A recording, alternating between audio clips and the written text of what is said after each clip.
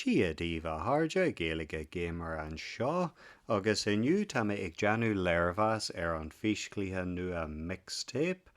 ach níl mé ag cur béim ar an focal físclaithe san abart sin, mar an fhadhb is mó leis an cluiche seo na níl físclaithe atá ann, scanan atá ann. Agus maidir leis an sais cluiche seo, caithfí mé le rá ar dtús spéire, tá cuid imreoirí físclaithe ann agus ní maith leo walking simulators ar thorbaí, ach níl mise mar a ggéanamh mar is maith liom an tildáin agus Detroit Become Human agus fiú an céad cluiche Life is Strange hat an sé sin go mór liom.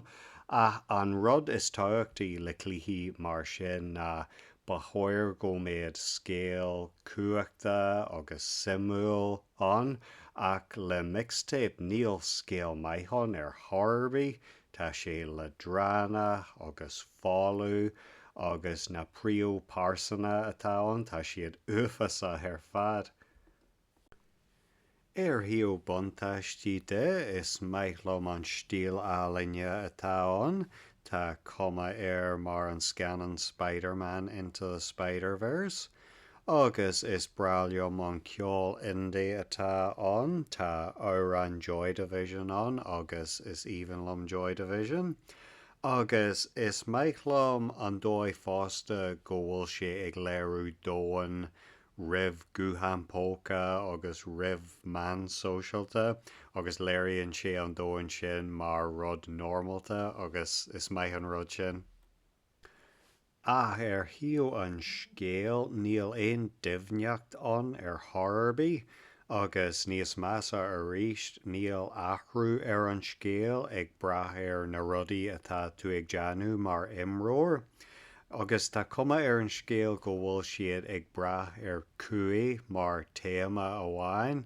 chuir sé I gcimhneadú an agran South Park faoi member berries, mar tá go leor rudaí ann sa scéal seo agus níl siad ann ach mar a bheith mar member berry amháin. Chomh maith le sin tá rudaí aiste agus mímhorálta ann nach muineann leis an scéal ar thorbaí, mar shampla an rur cáiliúil seo ina bhfuil tú ag págú duine eile agus an rur is steach ina bhéal, agus bíonn na páirsanna ag caint faoi rudaí a gcuidú ón siopa mar grath rud le deanú, agus tá na príomh páirsanna gafa le drogaí agus an deo, agus tá is agaibh mar éireannamh mé héin, má bhíonn mise ag rá tá duine rá gafa leis an deo, tá fhadhb acu cinnte. Mar a himre mar sin, sé an cluiche seo an céad uair riú nach mé ag tabhairt aon torthaí nó marcanna I léirmheas mar seo, mar le foirne ní físclaithe atá róin scanan atá ann. Agus ar thiú scanan dá méfa ag iarraidh arc ar scanan le téama cuaí mar atá sa scéal seo, bhfuilhíonn go mór a bheith ag arc ar an scanan Stand By Me in áit a bheith ag imirt an cluiche seo, mar tá sé a cúpla uair mar an cluiche seo agus tá an téama cuaí deanta I bhfad níos fearr ná an cluiche seo.